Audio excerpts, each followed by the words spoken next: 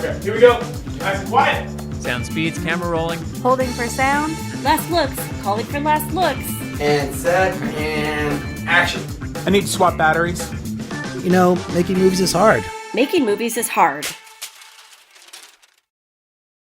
Welcome to Making Movies is Hard, the podcast about the struggle of being an independent filmmaker. I'm Mark Russell. I'm Liz Manischel. This week we have director-editor Jay Cheel on the show to talk about his documentary series, Cursed Films, on Shudder, which came out on digital, DVD, and Blu-ray on August 18th, and Season 2 is going to be hitting Shudder in the near future. So it was really great talking to Jay.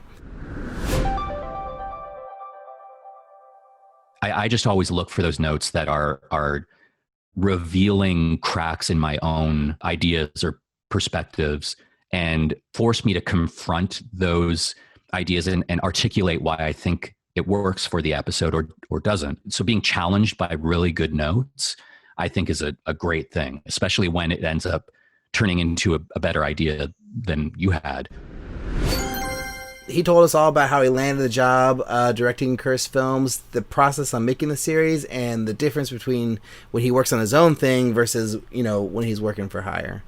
But Liz, do you have something for us? I mean, I might, but I think both of us have mail. My breath catches in my chest until I hear three little words. You got mail.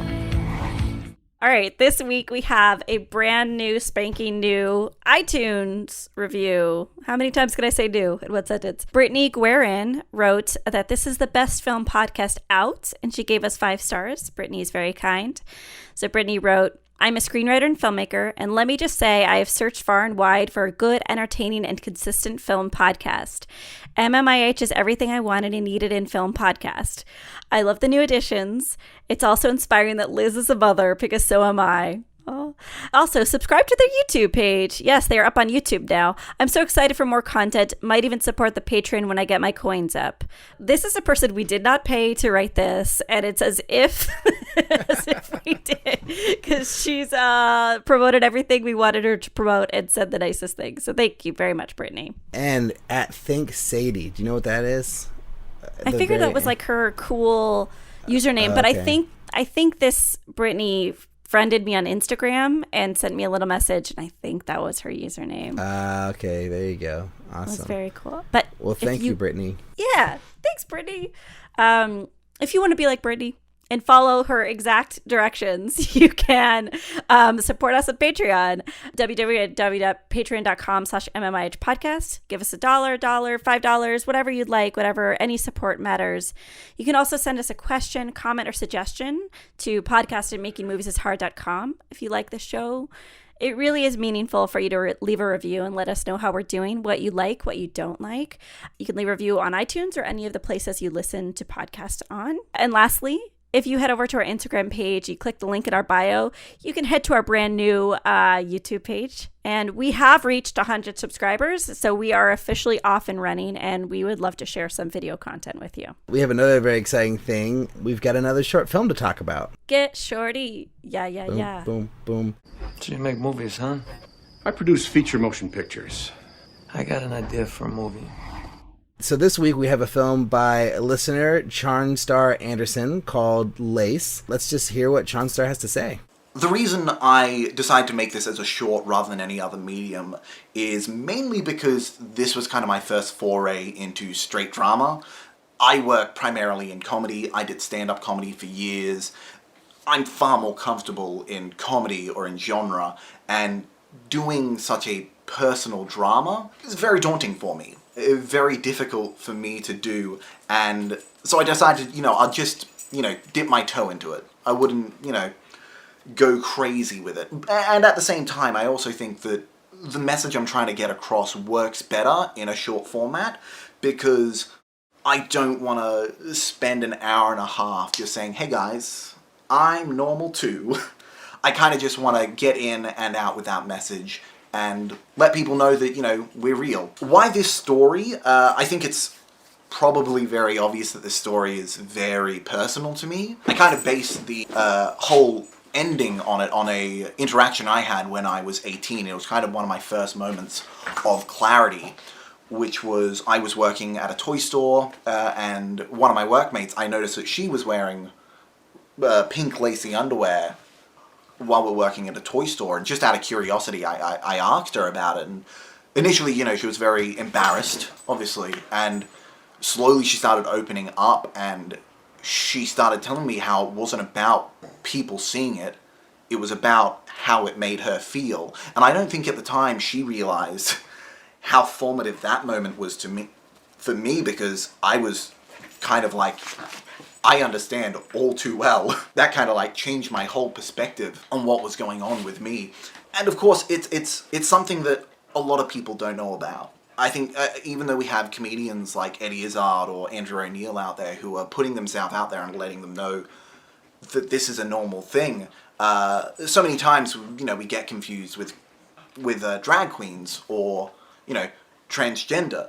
And I don't want people to confuse me for transgender, because trans people are real, trans people are valid, trans men are men and trans women are women, and I'm just some dickhead who looks great in heels. So I kind of want to get rid of that stigmatization of the word transvestite, because it's a very important word for me.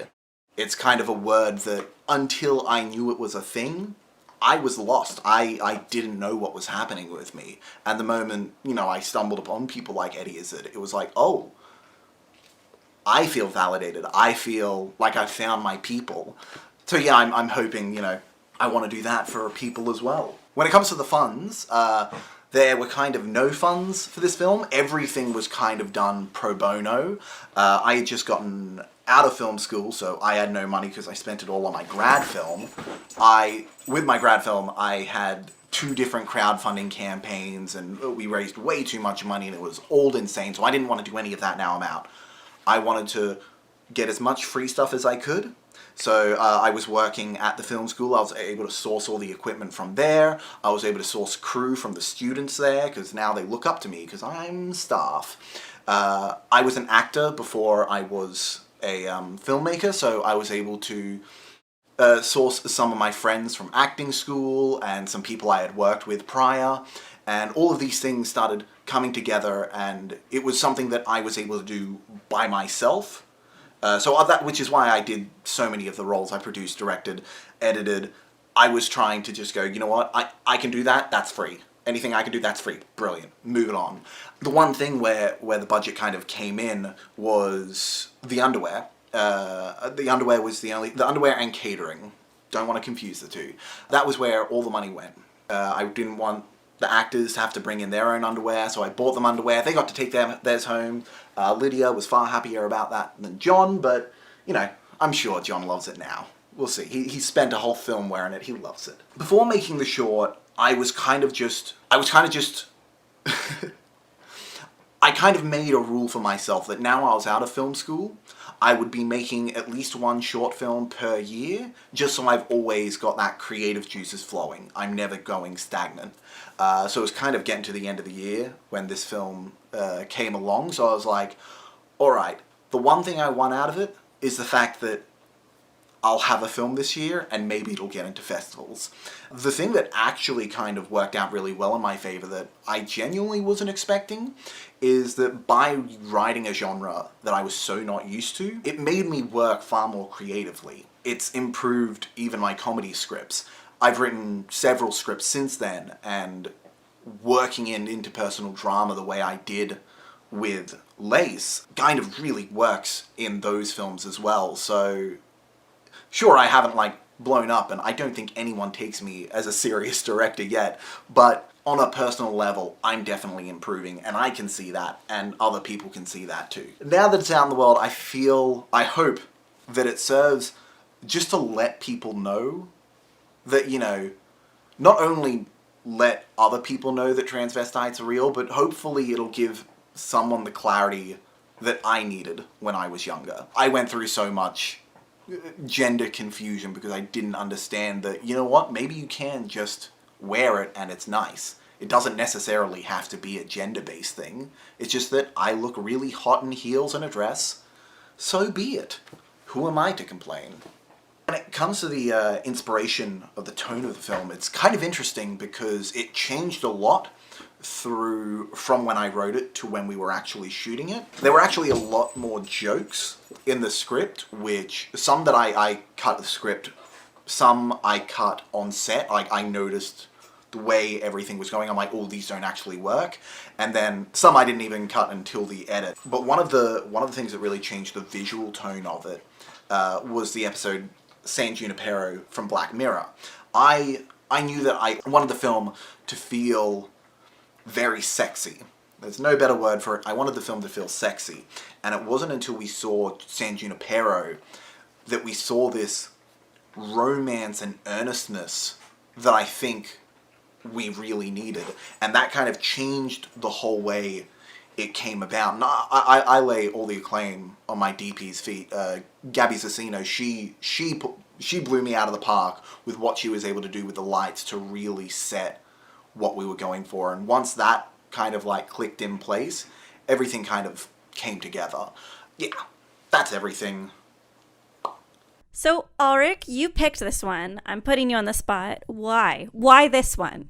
Well, I instantly like the style of it. It has a very distinct point of view. It also kind of took me off guard because it's very intense. It's like very over the top with the music and the sound design, which is something that I actually like a lot, in movies. Like, if you watch my movies, like, you'll see similar things. But yeah, so I like the style. I like that it was very...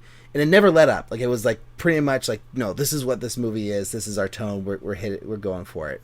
I also like that it felt very personal. And then later I learned that Charnstar identifies as a transvestite. So it is personal, obviously.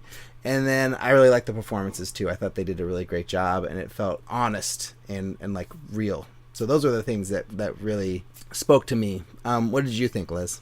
Yeah, I mean, I love personal pieces in general. This one, I didn't know the backstory before watching it, so I kind of just judged it as a self-encompassed piece of art.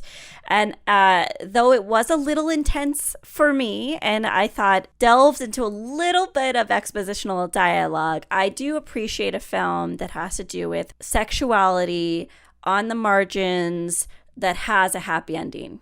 So I have to say, like, I really enjoyed that it took us a place that we've been millions of times before, like someone feeling vulnerable and scared about exposing something about themselves, sexual identity, and then it didn't punish that character. It really gave him exactly what he wanted, which I have to say did make me very happy. I just, again, want to say, like, making a movie is really hard. What Charnstar did was really difficult and very cool, and I commend Charnstar.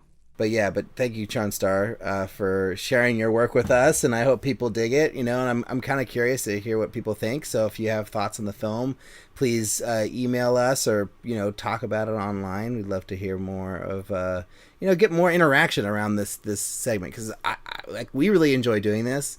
But I don't know, like, we kind of want more engagement from the audience on these short films. So I don't know, maybe we need to do a better job of posting them or something. Yeah, and as always, if you want us to feature your short film, send us that email to podcast@makingmoviesishard.com. And we bring it up all the time, but poor Ulrich is creating a database of every short film we've been sent, and we go to that database every time we record a show. So we're watching your stuff, and we'd like to support you. And we're getting some stuff that's like shot on iPhones. Definitely looks like first-time filmmakers, or at least early in their career filmmakers. And, we haven't really featured a lot of those, but I think I kind of want to, and like include something that is clearly somebody who's working with less resources, or, maybe hasn't had that much experience. Like, I think it's interesting to showcase that work too, So I don't want it to all be the glossy, more experienced stuff. I want to show a nice,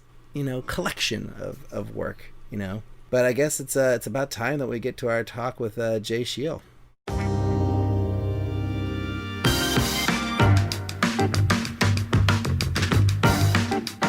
Today we're joined by Jay Cheel, the director, editor, and writer of the show Curse Films on Shudder. Welcome, Jay. Thanks for having me. So, first question in our rapid fire questions. How many days did you guys shoot Curse Films? I think it was about 34 days, maybe. How many episodes? When we first started, it was supposed to be 3 episodes with 2 films per episode. And after our first filming block, things were going well. So we expanded it to 5 episodes and decided to just give 1 film an entire episode. So yeah, that was for 5 half-hour episodes. I don't know if this question is germane, but can you talk about the budget? What was the budget of the whole show? I don't know if I can talk about the budget. To be honest, I don't. I think I know what the budget. Let's say it was a reasonably. Shoot. No, it was. We did a lot with what we had, and we decided. This is the kind of show that I think you could do it in a way where it's like, let's rent a warehouse and we'll just bring our subjects in like an assembly line and interview them with some abstract warehouse backgrounds. But we decided we didn't want to do that. So we did a lot of traveling, visited people in their homes, and luckily Shudder was able to support that. So that's what I'll say. As having worked on a few documentaries, I can just put the numbers together in my head of what that means, budget wise. How long did you work on the show from inception to it being released? It was about a year. Yeah, like that's from pitching it. So Shudder actually approached me, and then I pitched my take on it, and that was in, I think, May 2017, maybe. Time is no longer means anything to anyone anymore, I think. So from that point to the show being finished, it was about a year. And then we waited for the appropriate time to get it up on the service. How big was the crew? Small. It was, we would travel with 3 people, myself, Brian Robertson, my producer, and our cinematographer. We actually went through 3 cinematographers because of the length of the shoot. And then we would meet with sound people in our locations.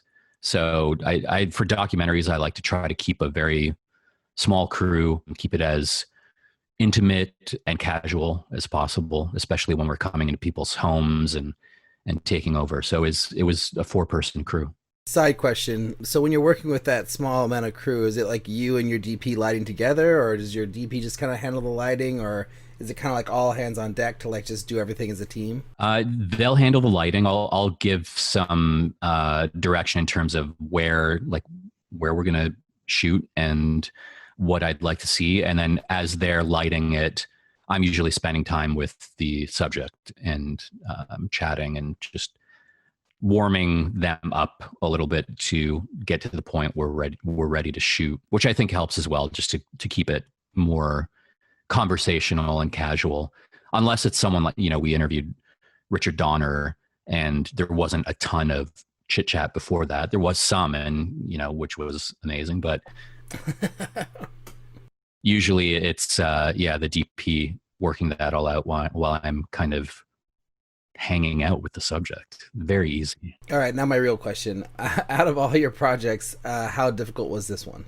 I've made 2 documentary features previously, which I did shoot myself, and that crew was essentially me and occasionally a friend of mine who's not a film person. So that was a lot of difficult filming. So compared to that, I would say it maybe it doesn't sound that interesting, but it was pretty easy because I'm a horror fan. I'm a documentary fan.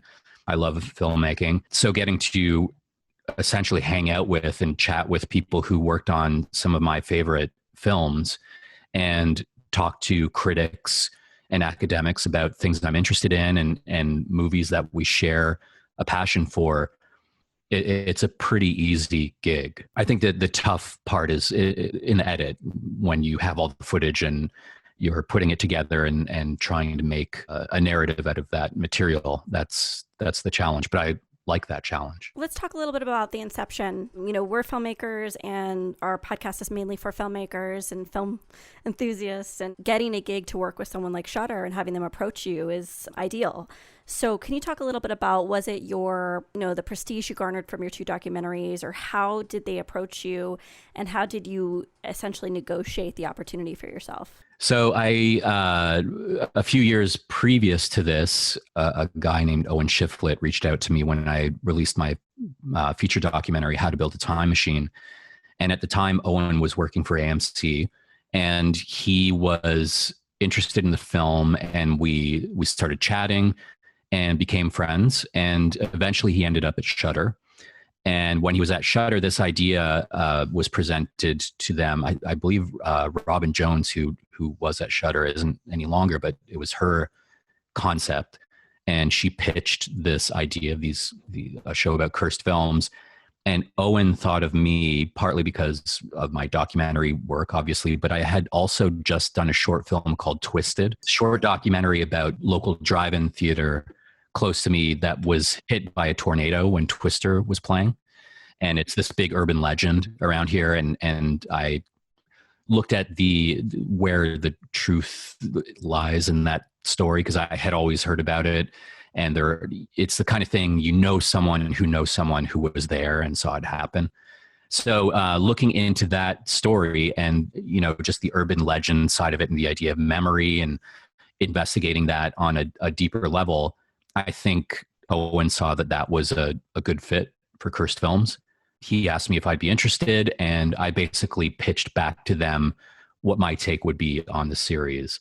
And the way we kind of summed that up and would always refer to it as just the idea of exploring the tension between the rational and irrational and trying to figure out why we're so fascinated by these cursed legends. So there was no representation in the middle. It really was a direct relationship between you and AMC.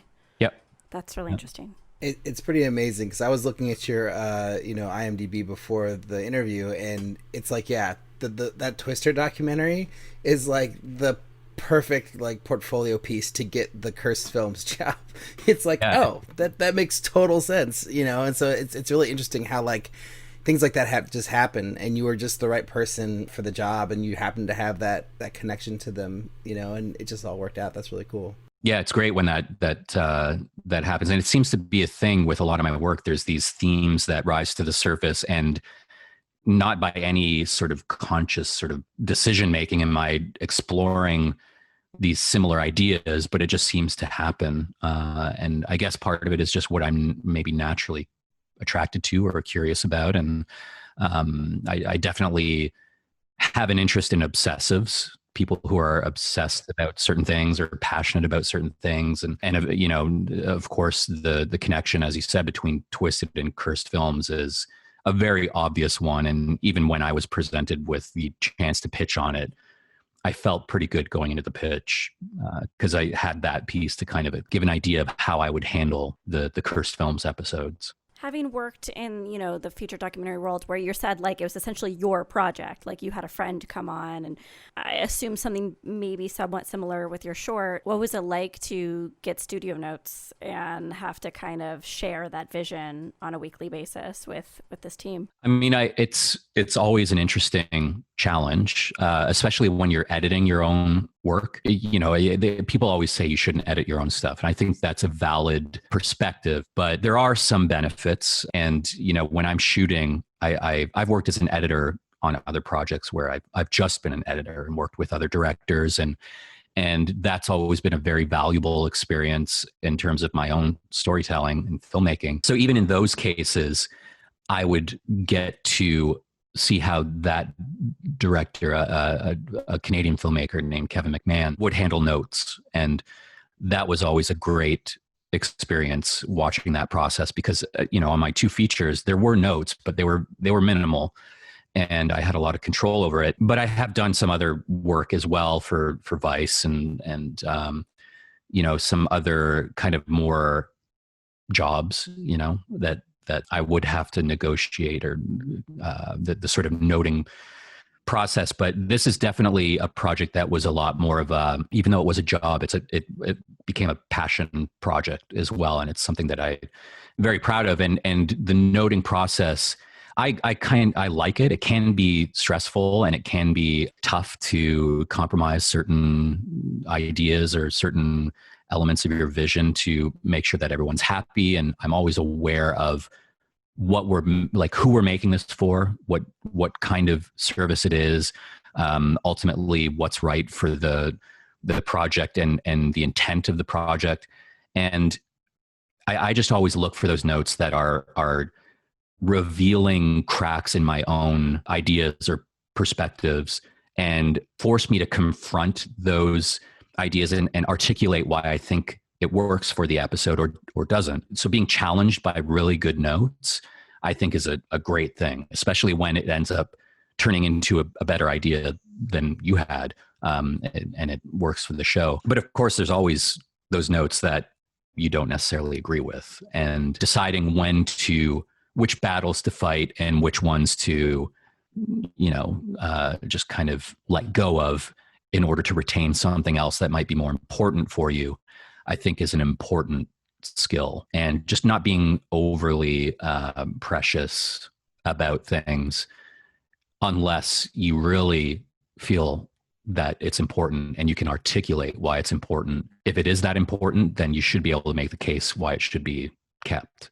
Otherwise, just talking through it, I think it reveals very quickly which elements might need to be cut, if that makes sense. And the other thing I'll say, being a director and editor, in the noting process, the one bad thing is it reduces two potential voices arguing for something down to one. So, you could have a partner there fighting for something and you're really just the one person. And it always comes back to, well, you're too close to the material. And right. Yeah. Yeah. So I'm editing my own feature right now, and some of my producers, investors give me that note on a daily basis.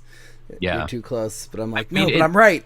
Yeah, it's true, but I mean, I'd like to think I can pull myself back a little bit and be a little objective. And I mean, the best thing, I'm sure you'll agree, is taking that cut and sitting some people down, some friends or whoever, and watching it. And if there's anything you're unsure about, when you're watching it with other people, you will feel that, like when it's not working, you can sense it in the room. They don't even have to say anything. You just sense it. And it's like, okay, I feel like that didn't work. So being open to those changes, I think, is important. So let's get back to the process a little bit. So like you pitched for the show, you win the show. Then what happens? Like, do you get to pick the movies that you focus on? Like, did they have a structure that you had to work within, or were you kind of allowed to just sort of do your own thing with this concept once you were brought on? The selection of the films was kind of a collaborative thing. They had a list of movies that they wanted. They had a long list, and then we started eliminating. And I had a couple of suggestions that weren't on their list. And ultimately, I think we all agreed on pretty much all of them. I suggested one. I think I suggested Twilight Zone, the movie. Oh, that's the best one. Yeah, and they Sorry.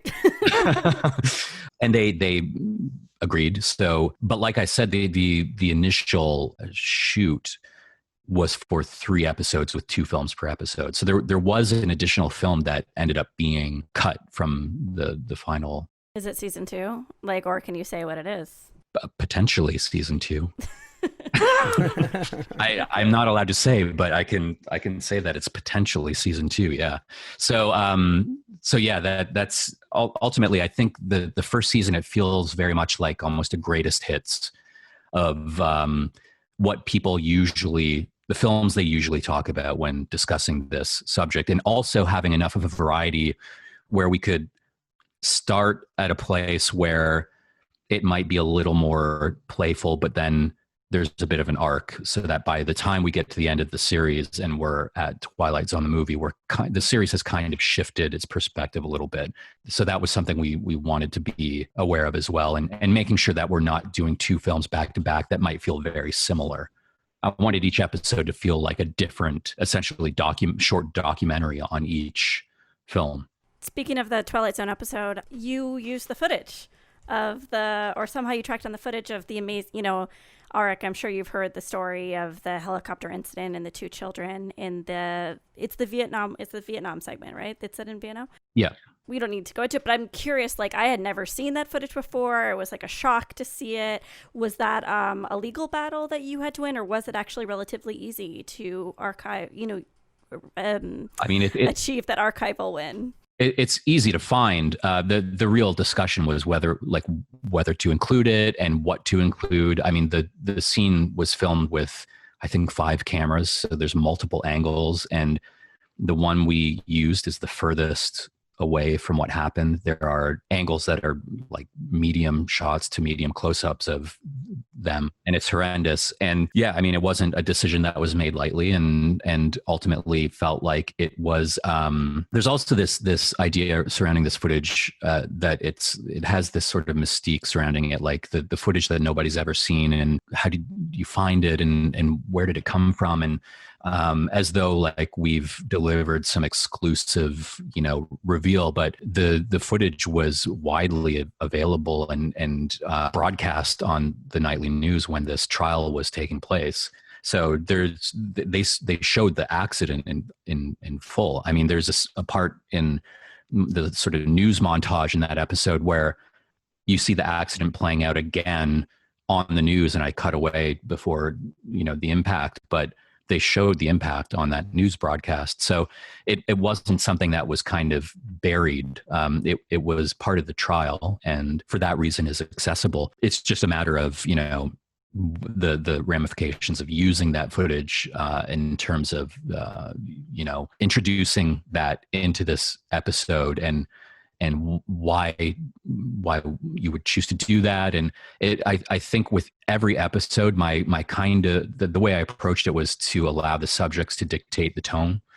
So the Omen episode is a lot more playful, and part of that is because all of the subjects are very playful. Like Richard Donner and Mace Neufeld both talk about everything that happened on the Omen in a playful way, and so that makes me think, okay, well then we'll let this exist in that sort of form. Richard Sawyer, who worked on Twilight Zone the movie and was there when the accident happened, is devastated obviously by what took place. And is that the production designer who was talking about how his life was about to culminate with the film? Oh my god. Yeah. So I just kind of used his interview to dictate a lot of the choices that we made for that episode. And it felt like his story was, when he tells it, he's very much in the moment. He's visualizing it. He's there. He's back when he's talking about it and seeing it happen in front of him. And it just felt like it was something that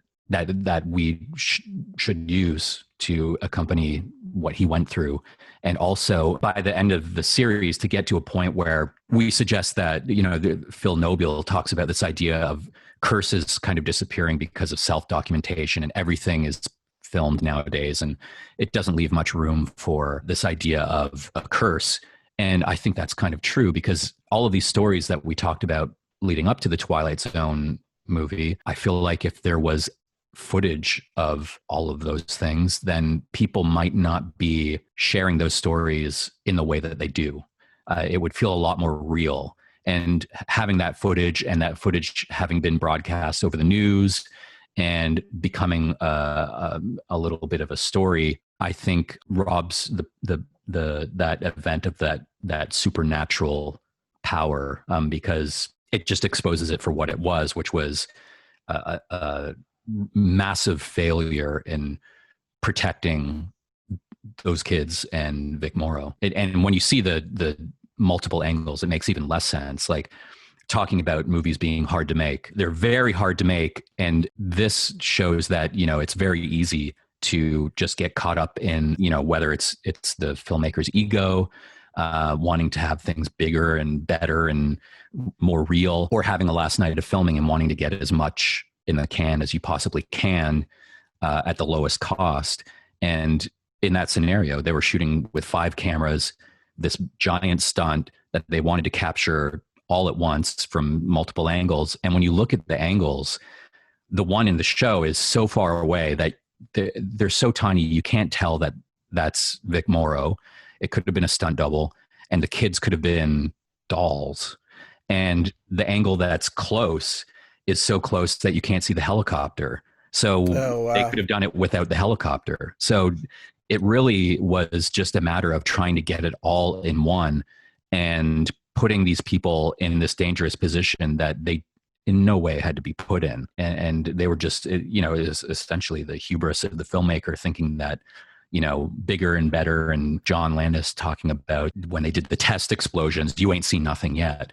I mean, that was the attitude, and they paid the price for that. So ultimately, when you get to the end of the show, I mean, as kind of maybe cheesy as it sounds, it turns the away from the supernatural, and you end up leaving with this idea that the people who worked on that film, the curse that they have to live with is having that memory and being involved with that production. So yeah, it was a very intentional arc throughout those 5 episodes. You have to forgive me. I never watch the films, the people that we talk to, and I've seen all episodes of Cursed good. films. Good. So like, this is like my one time where I like actually have specific questions about episodes, and I'm like taking over. So I want to make sure that Ulrich, please jump in. Okay. So well, I haven't seen the show because I don't have Shudder. So well, the good thing is it's coming out on Blu-ray August 18th and digitally. So it will be available to people who don't subscribe to Shudder. And the good thing about that is, you know, I'm a big horror fan, as you know, you can see, and a big genre fan. But documentaries are a very important part of my, not only my life, but my formative cinematic experience. And I work in documentaries, so it wasn't just about making a show that lists out all of these crazy things that happen on the sets of horror films.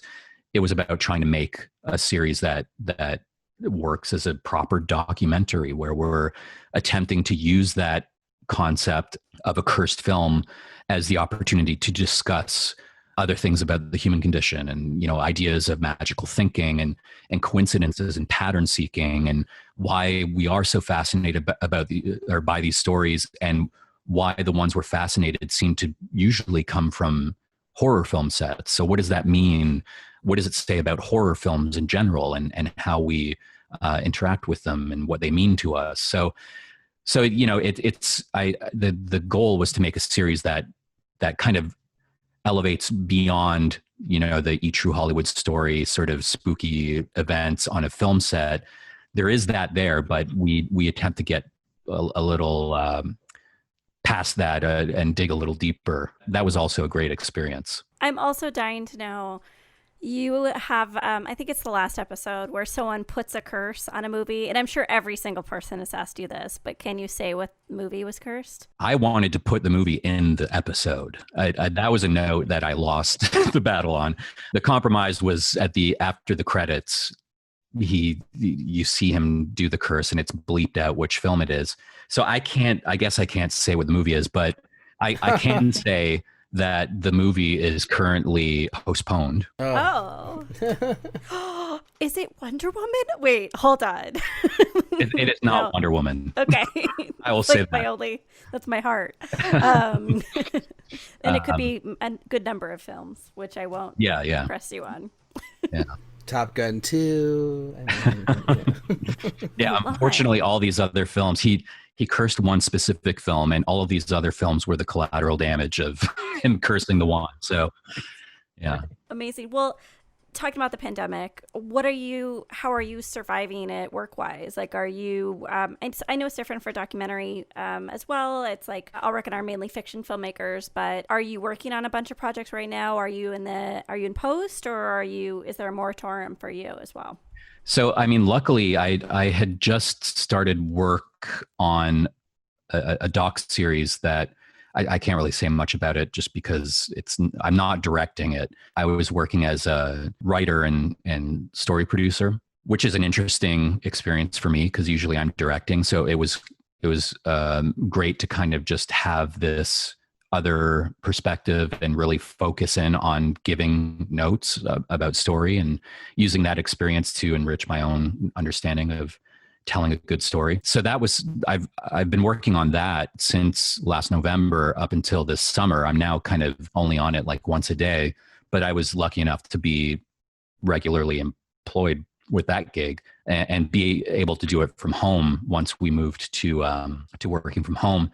And now we're just starting pre-production on season 2 of Cursed Films. So we're doing 5 more episodes. And of course, with the pandemic, we will be facing all of the challenges that everyone will be facing with going into people's homes to interview them about these things. And some of the people we're talking to are older people that are higher risk people. So that will be something, even that we're now talking about backloading the production with interviews with people who are higher risk, and just hoping that by the time we get to the end of the production, it might make more sense. But we are shooting internationally this time as well. So we're actually going overseas first, while the States, hopefully clears up a little bit, and then we will reevaluate when we get back. And the goal is to go film as much as we can. I'm in Canada, so we're going to film up here a bit and then film overseas, come back.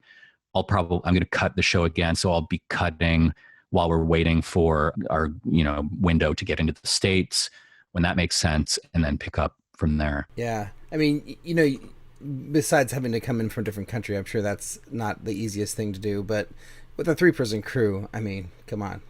that's way easier than like what anyone else has to deal with, like on a bigger set with like a crew of whatever, 20, 25, 100, whatever, like yeah, we're lucky. Is manageable.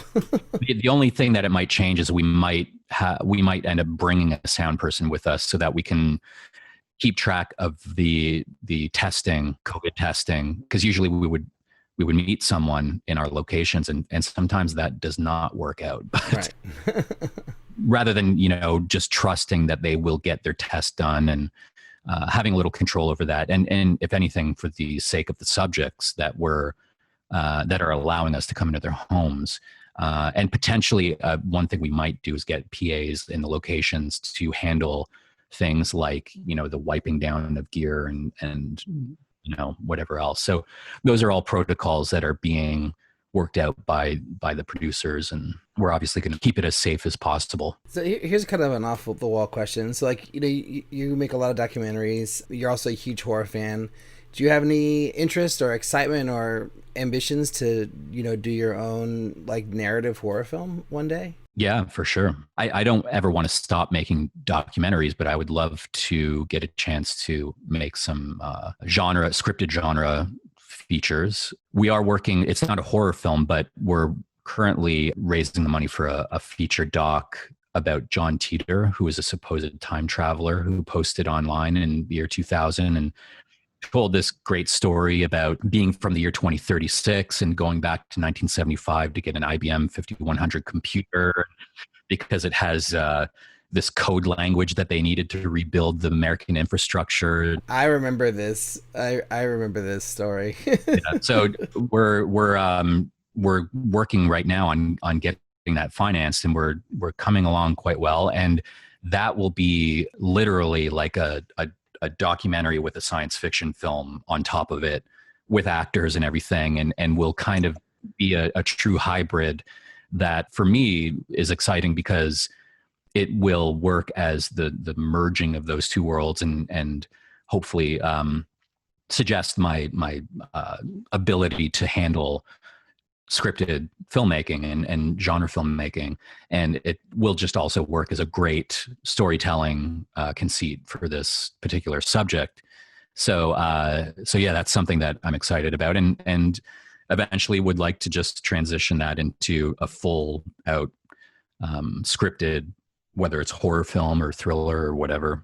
If you think thriller is a genre, whatever. We should talk about that. Is thriller a genre? That should be a whole show.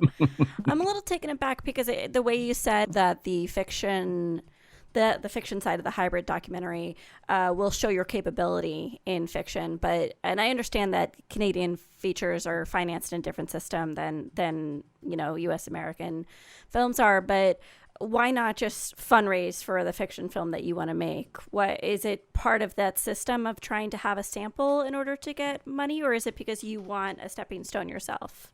I mean, it's not necessarily a strategic, it's accidentally strategic. I feel like this story is better told as a documentary, just because it's so, for people who don't know, the John Titor story, it feels like a greatest hits of a lot of different time travel. Like there's a little Terminator, a little Back to the Future, a little Time Cop, and that on its face is not that interesting, because if you just made a scripted feature based off of that, you're really just making another time travel movie that, you know, you might be able to say based on or inspired by a true story at the beginning or something. I think it's much more interesting to look at how there are people that were pulled into that story and engaged with it in a very real way, to the point of them actually sort of course correcting elements of their lives to prepare for the things that John Teeter warned about, and what that means. Like, you know, why someone would put so much faith in a faceless voice on the other end of an internet message board. And the more, it's funny because, you know, I've been trying to get this film made for a while, and it's always the challenge, as I'm sure you guys know, with pitching is, you know, that question that always comes up: why tell this story now? And it's you know, the stock question, but it's it's making more and more sense why we should be telling that story now. Because first off, on the surface, John Teeter's predictions, or his version of the future, seems to be kind of weirdly aligning a little bit. You know, he talked about a potential second American Civil War as the result of a controversial presidential election. So you can imagine why some followers might be like, okay, it's coming. And while we didn't have a surprise nuclear strike by the Russians in 2015, the great thing about time travel is you can always say, well, John was here and he affected our timeline and simply delayed it, or, you know, like, so I think it's a very relevant story right now in terms of generally the ideas of fake news and putting your faith and trust into people who might not have your best interests, you know, in mind. So there are some interesting elements that are coming to the surface that are making the project that much more exciting. And the narrative, like science fiction thing on top of it, is kind of, it's also not strategic in that, you know, I just want to make this to show that I can do it. And I don't refer to them as recreations either, because it's also not just, you know, wanting to have some visuals to go along with talking heads to break things up. It's the realization of this fantasy of being caught up in this conspiracy theory and imagining yourself in the middle of a story that you might be the most important character in. And, you know, who would you have play yourself if that was turned into a Hollywood movie? You know, this is a very common sort of conspiratorial mindset, that I have access to this information that could change everything, and now I need to bring it to the world and warn everybody that this is coming. And that's, you know, very much, it feels very fantastic, and it feels like it could be informed quite a bit by the movies that those people have watched and their own imaginations, you know? What happened with the John Teeter character? Was it like no one ever could track him down? It was just a voice on the internet, or like, was he actually a real person that people met? Like, what's the background? There are theories. I mean, part of the reason why it's lasted is because people haven't been able to officially point a finger at any one person as being the author of this hoax, if you think it's a hoax. But there are some people that are considered by skeptics to be potential authors of the John Teeter story, and we'll be interviewing some of those people as well. So, and the film isn't really going to be any sort of investigative, you know, it's not like we're aiming to get behind the story and figure out who created this. If that comes out, that's fine. You know, I am more than happy to document someone else's journey to try to figure that out. It's more just about how people have been interfacing with this early version of an internet viral phenomenon. And it kind of reveals how, I guess, more savvy we might be, or you would think we are at this point, with having the internet around for this long, and, you know, being able to recognize fake videos or fake stories. But then again, you know, now deep fakes are coming out, and right, and again, this idea of fake news, and it's a really blurry line. So there's going to be some interesting themes running through, subtextual themes running through what on its surface will feel like a quirky hybrid science fiction documentary. Yeah. Totally. Well, I think we've come to our final 5 questions. And these are more of like a long view of you and your career. So the first question is, what's the first film you've ever made and how do you feel about it now? Okay, I'm not going to go back to my high 8 days of like GI Joes outside in the backyard, but my first feature was a documentary called Beauty Day, which I made about someone local to me. Again, a guy who, his name's Ralph Zavadil. He did a show on cable access called Captain Video, and it's kind of like a Canadian version of Jackass, but it came out 5 years before Jackass. So the initial intent was just to show that there's this proto Jackass in Canada, but his story just was richer and richer. And as a character and a person, I got to know him quite well, and I still am quite close with him. And that experience was amazing. I mean, it was just, I used to watch a show when I was a kid, and we would trade VHS tapes of, Captain Video clips. So to then come around and, be making this documentary about him was kind of surreal. And yeah, it was my first real experience with making a film about someone else and having them trust that I would do that justice. What's the best filmmaking advice you've ever received? I don't know. I don't think there's any like line of some magical line that was like, yeah, that makes a lot of sense. I think it was just more spending time. I think working as an editor has been very valuable, and not just cutting my own stuff, but cutting other people's work, and seeing why they're making the choices they're making and how they're fighting for their creative choices, and being an advocate for them, and also offering your own perspective and opinions and seeing how they manage that. I think that's been extremely valuable in terms of just thinking about storytelling. It's kind of not exactly an answer maybe you're looking for, but just spending time I think everyone should edit, because it's especially editing documentaries is a whole different challenge, because you're finding quite often the narrative in the cutting room. So it's very valuable. Do you have a goal as a filmmaker, like whether it's numeric or emotional or psychological? I guess just the wanting to make a scripted genre film and have something under my belt that's like, okay, this is something I'm hopefully good at and passionate about, along with my documentaries. But I mean, in terms of goals, it feels like, and I'm sure a lot of people feel this as well, every time you set a goal and you achieve it, it's never enough, and your goals always keep moving forward and are continually out of reach. So whatever goal I might have, it will always be out of reach, and I will never be satisfied if I meet it. If you could go back in time, what's one piece of advice you would give yourself? Another thing that probably a lot of people think is just trying to get started a little bit earlier. And, the tough thing of transitioning from wanting to be a filmmaker and thinking about it as some unachievable, fantasy in a way. But then once you actually start doing the work, I think some of that is the reality sets in that, okay, it's not unachievable. There are certainly levels to it, but now that I'm working regularly, directing, and I know a lot of people who work in the film industry, it's just a very real, achievable thing. It's certainly not easy. There's a lot of luck and like the Twisted thing, the idea of having done that leading to Cursed, it feels like you need there's a lot of synchronicity and luck, but I was always kind of keeping myself busy with making my own stuff. So that was never a thing. I think it was just the idea of transitioning from that being a pipe dream to actively pursuing it to try to get going a little bit earlier. Finally, is making movies hard? It is definitely hard. Some are harder than others.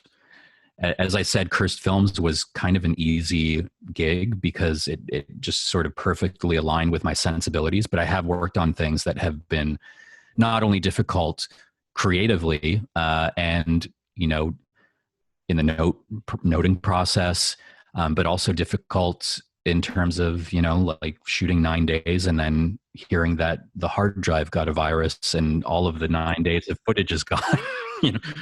That's a whole other, level of difficulty. Talk about cursed films. I mean, that should have gotten the gig. So yeah, it's definitely hard, but I think it's a good type of difficult. It's challenging, but it's always presenting different challenges that you have to overcome. And because you're working constantly on new projects with new people, it's always exciting. So I'm more than happy to face the difficulty of filmmaking. It's certainly not as hard as probably 95% of the jobs out there that people are doing that I just could not handle. Yeah, it's not like chainsaw repairman or something. Like chainsaw repairman, brain surgeon, of course, architect, whatever. But yeah, I love it. It's the best. I love that chainsaw repairman and surgeon are right next to each other. Yeah, those are. That's great. it's very similar. All right, Jay. So where should people go to find out more about you, to watch cursed films? Where should people head? Well, for cursed films, you can head to Shudder and subscribe there. As I mentioned, it's going to be coming out on Blu-ray and digitally on August 18th. So I guess head to Walmart and wear a mask and don't get punched in the face by someone not wearing a mask. And for me personally, you can find me, I'm on Instagram at Jay.Cheel, where, I've posted pictures from behind the scenes photos from the various shoots. And I do a podcast called filmjunk.com, which is, we're pretty certain, the longest running film podcast on the internet. We started January 2005 and have been going ever since. Yeah, I do it with a couple friends of mine and we have a lot of fun with it. So if you want to hear this monotone, dull voice for hours on end, head over there. Amazing. Wow, Jay, thanks so much, man. All right, thank you for listening. Thanks to Jay Cheel and to Priscilla Rios from KWPR for making this interview happen. Check out our website, makingmoviesishard.com. You can find links to the things we talked about on this episode. If you want to get in contact with us, send an email to podcast@makingmoviesishard.com. Find us on Twitter, Facebook, Instagram at MMIH Podcast. I am Liz Minichel on Twitter and Liz Minichel Film on Instagram. Ulrich, where are you? I am Ulrich B on Twitter and Instagram, and I'm all over Facebook, so you can find me there. Please, if you like the show, tell a friend. That's really meaningful to us, to grow our audience and for more and more people to be a part of our community. Help us get the word out. Leave a review on iTunes or Stitcher. And finally, thanks to our producers, Greg Holtzman, Joshua Sterling Bragg, editor Colby Crow, the whole Bloodstream Media team for making this episode possible, and we'll talk to y'all next week.